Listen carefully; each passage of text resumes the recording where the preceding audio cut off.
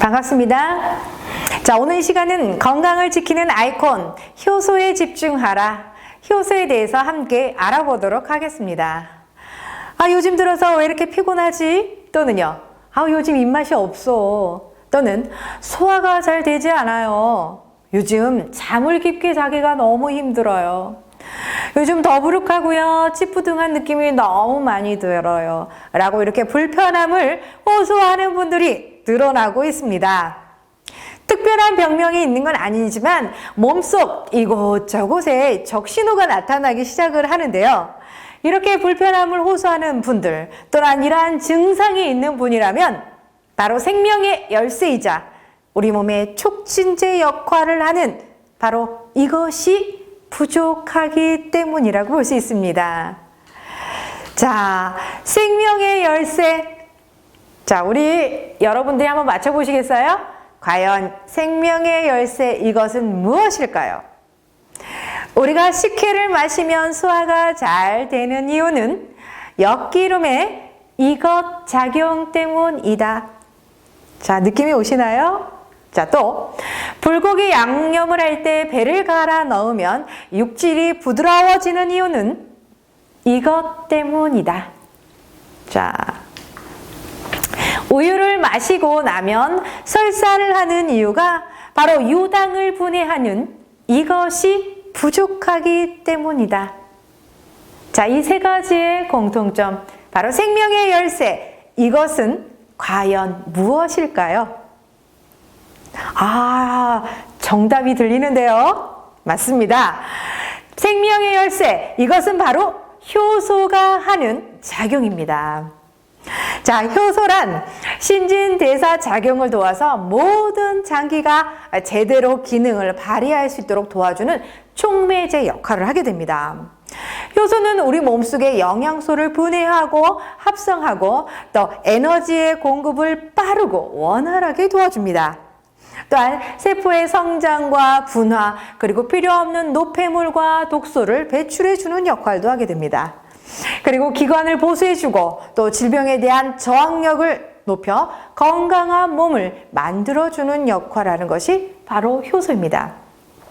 효소는 사람뿐만 아니라 동물이나 식물과 같은 생명작용을 하는 모든 것에는 연관이 되어 있습니다.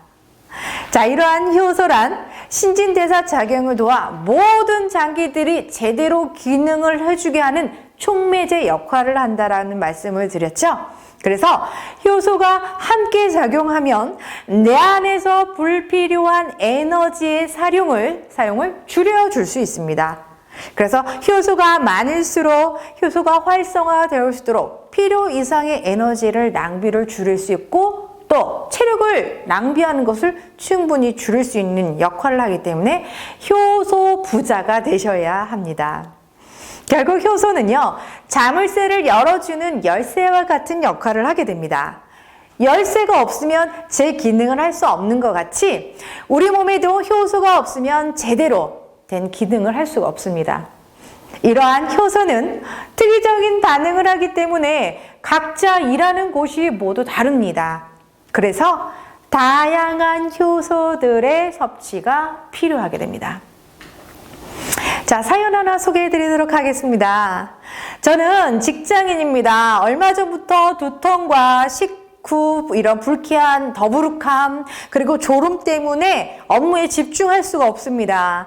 몸 상태가 점점 나빠지고 있다는 느낌이 들어서 가까운 병원을 찾았고 검사 결과 소화불량과 만성위염으로 진단을 받았습니다. 저는 어떻게 관리하면 좋을까요? 자, 이런 사연을 받았는데요. 자, 이런 분들은 어떻게 관리하시면 좋을까요? 소화불량이란 소화 기능의 장애와 그리고 그 관련 여러 증상들이 함께 찾아오게 되는데요. 바로 소화장애는 속쓰림, 그리고 빠른 포만감, 그리고 위상복부의 통증, 식후의 불쾌한 더부룩함, 그리고 조금만 먹어도 꽉 찬 느낌, 이러한 증상들을 느끼게 됩니다. 우리는 누구나 이러한 증상을 경험을 하게 됩니다. 자, 이러한 경우에 소화가 잘 안 되네 하면서 바로 찾는 것이 있으시죠? 그것이 바로 소화제입니다. 소화제란 다른 말로 소화효소제를 의미하게 됩니다. 효소란 우리가 먹는 음식을 소화할 수 있도록 도와주는 아주 중요한 일을 하게 되는데요. 이러한 효소는 크게 식품효소, 소화효소, 그리고 대사효소로서 일을 하게 됩니다.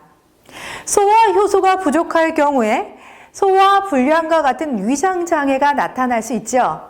그래서 우리가 음식을 꼭꼭 씹어서 삼키라고 하는 이유는 바로 침 속에 있는 아밀라제는 이 효소의 작용으로 탄수화물을 분해하기 때문에 그렇습니다.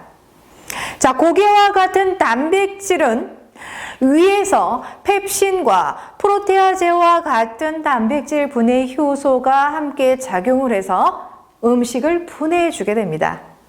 자, 기름진 음식을 먹고 나면 속이 더부룩하고 소화가 오래 걸리는 그런 이유는 바로 지방을 분해하는 효소인 리파제가 부족하기 때문에 나타날 수 있는 현상입니다.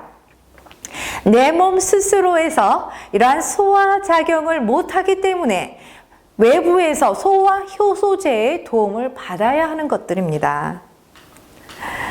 우리가 푸짐하게 차려진 이런 생야채쌈을 먹는 날도 있으시고요. 또 고기를 구워 먹는 날도 있으시지요. 생야채쌈을 배가 부를 정도로 많이 먹었어도 위가 좀 편안하고 쉽게 소화되는 경험을 해보셨지만 이 고기를 구워 먹고 나서 배가 든든하고 또 포만감이 오래 지속되면서 생야채쌈을 먹은 날과는 좀 사뭇 다른 경험을 하신 적이 있으실 겁니다. 자, 그 이유는 생채식으로 구성된 야채쌈밥은 바로 식품 속에 가지고 있는 효소가 살아있기 때문에 음식물의 소화 흡수를 촉진하게 됩니다. 자, 그러나 열을 가한 고기를 먹었을 때 포만감이 더 오래 지속되는 이유는 식품 효소의 섭취도 부족할 뿐만 아니라 소화 효소를 생성하여야 되기 때문에 소화가 지연되고 있다라는 의미입니다. 생야채쌈과 같은 이러한 자연식은 식품 효소를 섭취할 수 있기 때문에 소화 효소의 생산을 아낄 수가 있습니다. 자, 그래서 몸속에서 우리 효소의 균형을 잘 이루시는 것이 매우 중요합니다. 보통 일반적인 효소는 55도의 열을 가하면 사라지게 되는데요. 특히 불에 익힌 음식을 주로 먹다 보니 자연스럽게 효소를 얻을 기회를 놓쳐버리게 됩니다. 특히 화식 그리고 효소가 없는 식사를 지속함으로써 이런 소화에 필요한 모든 효소를요 췌장이 모두 생산해야 되므로 과하게 일을 하게 됩니다. 사람의 췌장은 몸집이 큰 짐승들보다 더 비대져 있습니다. 상대적으로. 자, 그 짐승들의 췌장이 커지지 않는 이유는 바로 식품 효소가 충분한 식사를 하고 있기 때문에 그렇습니다. 제한된 능력 내에서 이 최대한의 대사 효소를 만들어내는 것이 사실은 건강의 비결인데요. 그렇다면 저희도 마찬가지로 생채식을 하는 이런 초식 동물처럼 췌장이 고생을 하지 않도록 70% 이상 소화를 도와줄 수 있는 이러한 식품 효소를 섭취하게 되면 그만큼 내 안에 있는 대사 효소를 아끼실 수가 있겠죠. 자, 사자는 먹이를 사냥할 때 제일 먼저 먹이의 내장부터 먹는다라고 합니다. 내장이 바로 효소의 보고이기 때문에 그렇습니다. 자, 가정에 있는 애완동물을 제외하고 야생동물들은 생음식을 섭취하게 되는데요. 이는 식품이 가지고 있는 효소를 이용해서 체내에서 소화 효소와 대사 효소를 만드는 데 에너지를 절약하게 됩니다. 자, 그러나 우리의 식생활은 식품 효소가 절대적으로 부족한 식사를 하고 있습니다. 소화 효소가 부족할 경우 소화되지 않은 영양소는요, 혈액으로 유입이 돼요. 그러면 이것은 이물질로 간주를 하게 됩니다.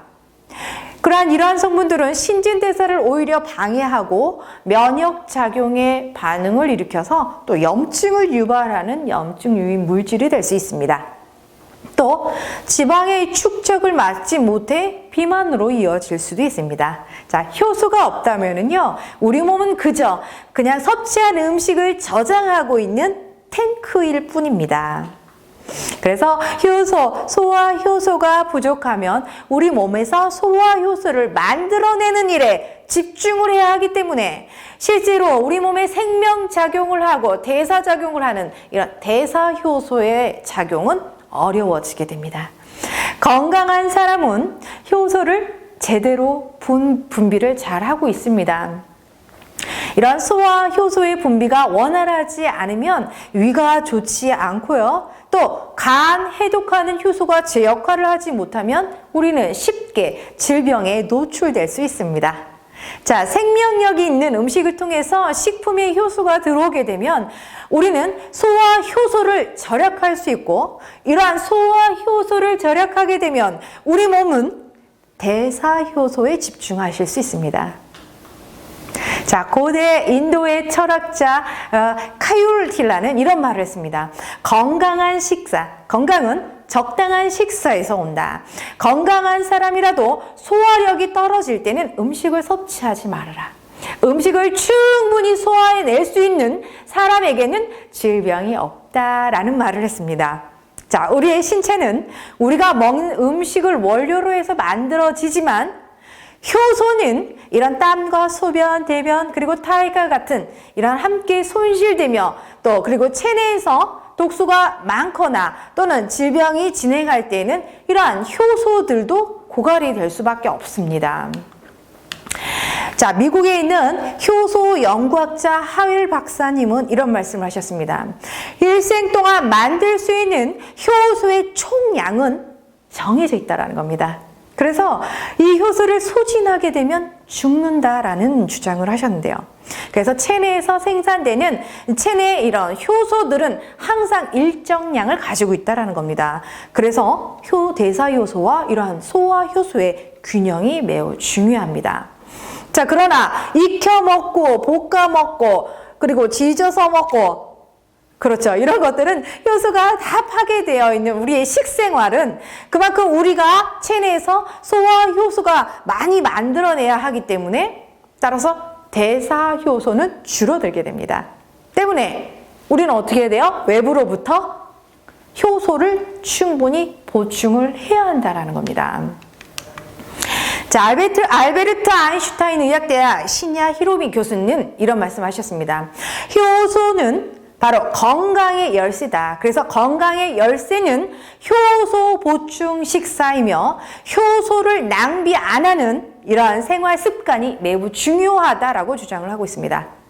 자, 그러나 우리의 생활은요, 각종 독소, 전자파, 그리고 자외선의 접촉으로 인해서 활성산소, 이러한 것들을 해독하기 위해서는 다량의 효소의 소비가 필요하겠죠.